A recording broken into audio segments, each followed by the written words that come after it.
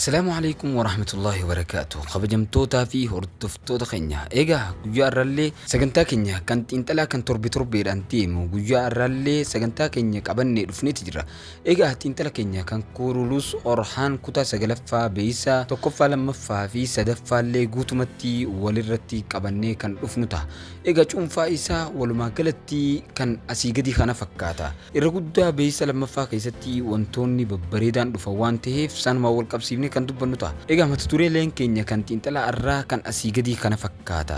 Egaa Usmaan Bey masaraa takka ilaalaa waa'ee du'a isaa osoo dubbachaa jiruutti dhageenya. Kanaaf Usmaan Bey du'uudhaaf deema yookaan duuti isaa dhiyaatee jira waan jaamu kan viidiyoo irraa keessatti dubbannu ta'a. Akkasuma Asboorjaan Orhaan Bey irratti maaliif duulte? Beessa keessatti akka mul'atutti billowaan yookaan seefiidhaan isii dirtuu arkineeti jirra. Kanaaf Asboorjaan Orhaan Bey irratti maaliif duulte kan jedhamu kana waliin dubbannu ta'a. Kanuma wal qabatee dursuun dhuguma deemuuf deema caakkaa takka keessatti Haliimee Hatuu waliin isaa waliin haasoo yookaan waa'ee deeminsaa dubbachaa jiru ni mul'ata. Kanaaf deemuuf deema inni waan jedhamu kan xiinxalaa irraa keessatti waliin dubbannu ta'a. Kanuma wal qabatee Filaaviyuusii fi Heektaar haalaataan isaanii kun maal fakkaata yookaan waliigalteedhaan gara fuulduratti wajjin deemuu hin dandeenye. Wal dhabdeen Niilfarii fi Giifti Duree Asboorjaa jidduutti akkam ta'a yookaan wal dhabdeen jidduutti ni ka'a kan jedhamu kan waliin dubbannu ta'a. Akkasuma warroonni chaanaala keenya Oroorikar dhibba keedhaaf karaa YouTube keenyaan haaroo taatan subscribe godhachuudhaan mallattoo notification yookaan bilbilaa kana banachuu hin dagatinaa isin jenna. Akkasuma viidiyoo keenyallee like godhuudhaan akka jalqabdan asumaan isin beeksifna. Kanaaf xiinxala keenya jalqabuudhaan duratti warroonni biyya keessa jirtan VPN nu banachuudhaan yoo nuuf daawwattan hedduu nuufillee bu'aa qabaatu waan ta'eef akkas godhuudhaan nu jajjabeessaa isiniin jenna. Viidiyoo keenya kanarraa jalqabuudhaan duratti intiroo gabaabaa utuu walitti dachaana.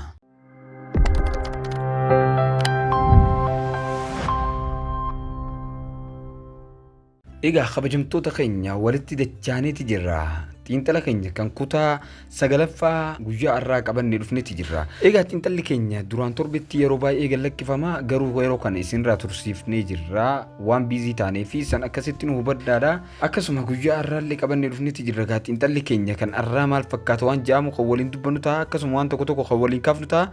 Viidiyoo keenya haga dhumatti akka nu waliin daawwattan yookaan turtiin keessan nu waliin akka ta'u asumaan isin afeerra gaha. Egaa jalqaba irratti mee waa'ee xiinxalaa kaasuudhaan duratti mee waa'ee kutaa darbe keessatti wantoota tokko tokko waan ta'e kan waliin dubbannu ta'a. Torbee darbe akkuma Asboorjaan dhuftetti waraana baay'ee tokko Asboorjaa wajjin dhufe. Waraanni baay'een sun isa kuteeti Asboorjaan dhumarratti yeroo kophaa isii deemtu akkamitti booji'amuu dandeessi yookaan loltoota kiristaanaa jidduutti akkamitti booji'amuu dandeessi. Waa'ee tokko tokko waan akkanaa kana qeeqa tokko tokko kan qabnuutu jira. Egaa waa'ee waraana sanii waraanni sun yeroo jalqaba laaltan san masaraa irraa gallaallu san akka malee baay'ee dila tokko ture. Garuu waraanni sun yeroo gosa dhufa waraanni dilli san eessa dhaqee akkamitti akkas tahee waan kana Mahammad Bosdaa kana keessatti rakkinoota fidanii qaban jenneeti yaanna. Garuu waraanni baay'een sun akkam taheeti Asboorjaa yeroo deemtu beessa keessatti illee akka gartan loltoonni tokko dhufanii haleelaniiti turanii beessa tokkoffaa keessatti jechuudha. Loltoota san jidduutti qabamteeti turtee waraanni dila san odoo qabdu akkamitti loltoota muraasa saniin qabamuu dandeesse. Akkasuma nama san jidduu illee baraaramteeti jirti. Orhaantu dhufee loltoota muraasaan dhufee achi keessaa baraaree garuu akkamitti loltoota dila san guutuu editingin illee fadhu haa ta'u fadhu akka fadhe illee haa ta'u akka seenatti mul'atee jira waan ta'eef akkamitti akkas godhuu dandeenyanii kun waan jedhamu kun waan isinillee hubachiisuu barbaannudha.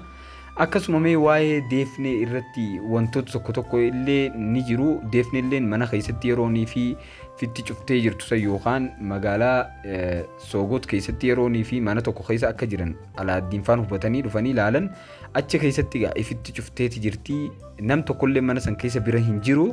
Garuu ammoo yooniif kalaaltan tahee yeroo Alaaddiin faan ol dhufan mana san keessa nam tokkollee isii bira hin jiru ture. Yeroo Alaaddiin faan dhufan isiin harka hidhattee harka gara duubatti hidhamee afaan hunda hidhattee xiyya hunda keesseeti jirti.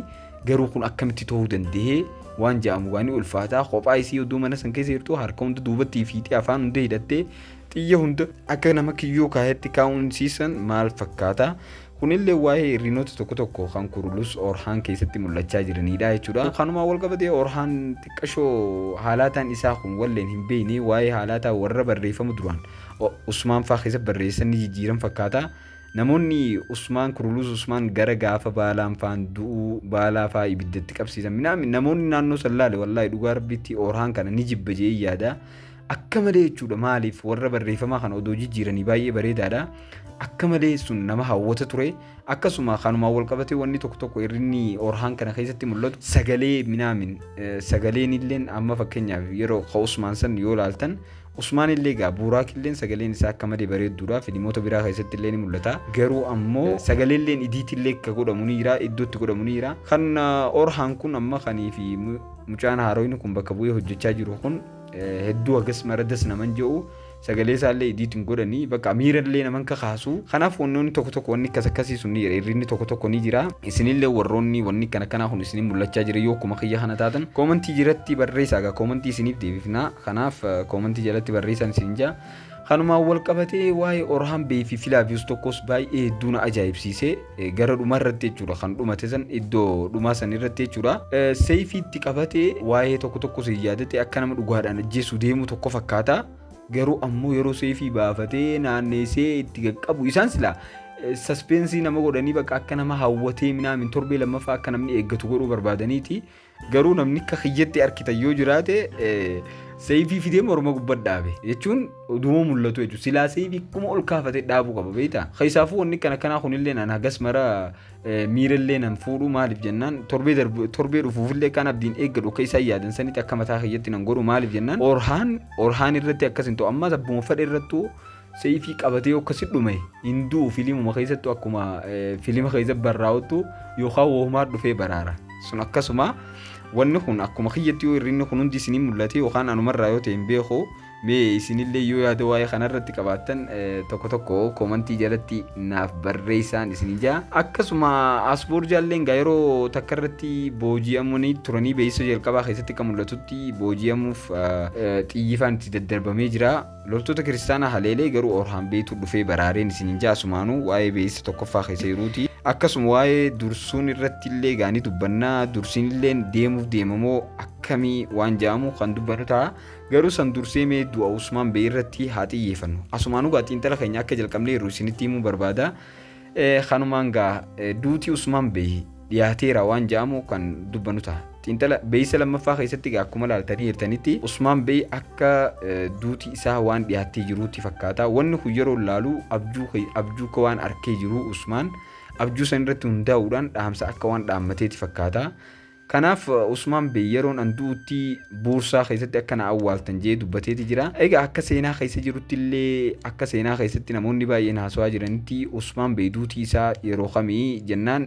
duuti Usmaan Bey yeroo Orhaan Bey inni firaasha du'aa yookaan firaasha ni jira koomaa keessa seenee minaamin jaanii jechuun yeroo haati siree du'aarra jirtu jechuudha siree du'aarra isaa jiru oduun buursaan injifatamte yookaan Orhaan buursaa injifate jechuu isatti gara isatti dhufti oduu san yeroo dhagee achii booda du'aa jetti akka seenaa keessa jirutti kanaaf duuti Usmaan Bey yeroo Orhaan masaraa buursaa injifate duuti isaa dhufa garuu ammoo abjuudhaan akkuma gaanii beektan kana durallee ni jira Ertugrul faa keessattis ni jira warroonni Ertugrul jalqaba irraa ilaaluu jirtan ni beektanii abbaan isaa guyyaa du'uu deemu abjuulee garagaraa arkuu ture akkasuma isaan hundinuu akkasuma maaliif jennaan amaanaa tanaatiitu jechuudha namatti dhaalan namatti dabarsan garuu gaa isaan waliin dhibanii warri kaa'e kun dandeettiin isaan qaban irra baay'een kana filima keessatti illee baay'een dubbatanii akka seenaa keessatti jechuudha yeroo waliin diddiran faa warroonni Usmaan jalqaba irraa ilaaluu jirtan ni beektanii ilmaan waliin dhiban aangoo fudhachuudhaaf isaan keessatti hagas mara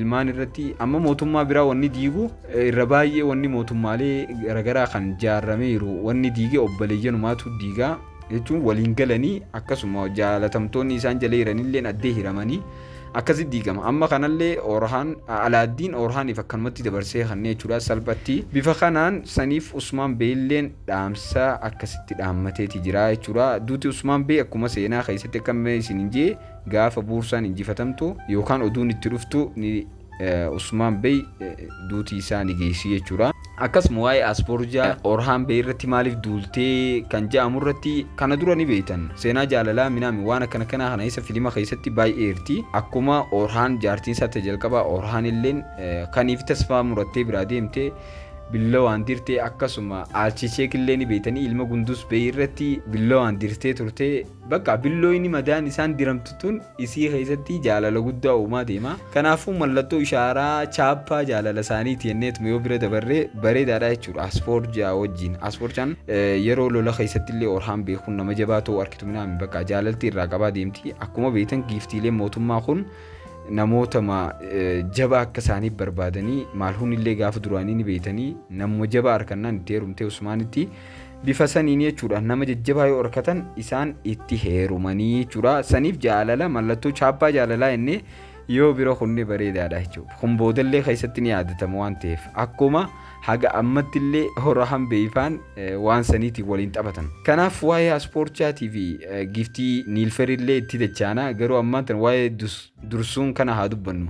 Dursuun dhuguma deemuuf deema waan jaamurratti isaa gaa beeyisa keessatti dhaamsa dhadhaammatu arkinaa. Dursuun yoo ni deemee dursuun kun carraa lama qabaachuu danda'a. Fakkeenyaaf yeroo jalqabaa irratti dursuun ni deema jeebee namni isaa areellee maalhuuni garuu Orhaan dideeti ture akka inni hin deemne yookaan akka seeraan irratti murtaa'ee seera saniif hoogganamee achii deemu Orhaan bee dubbateeti jira. Kanaaf dursuun yoo achii deeme Orhaan bee tarii deebisuu danda'a.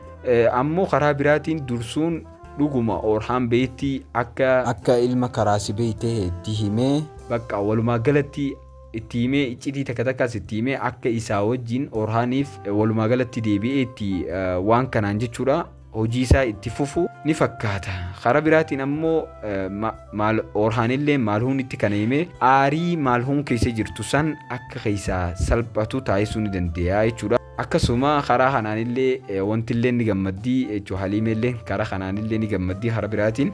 Kanaaf dursuun haalata kanaan deebuu danda'a inneeti yaanna. Kanumaan wal qabatee waa'ee Filaaviiyuusii fi Heektaar akkaataa isaanii maal fakkaata? Kanumaan wal qabatee mee jalqaba irratti beeksisni yookaan kutaan dhumaa san irratti Orhaan irra seefii qabatamtee jirtu.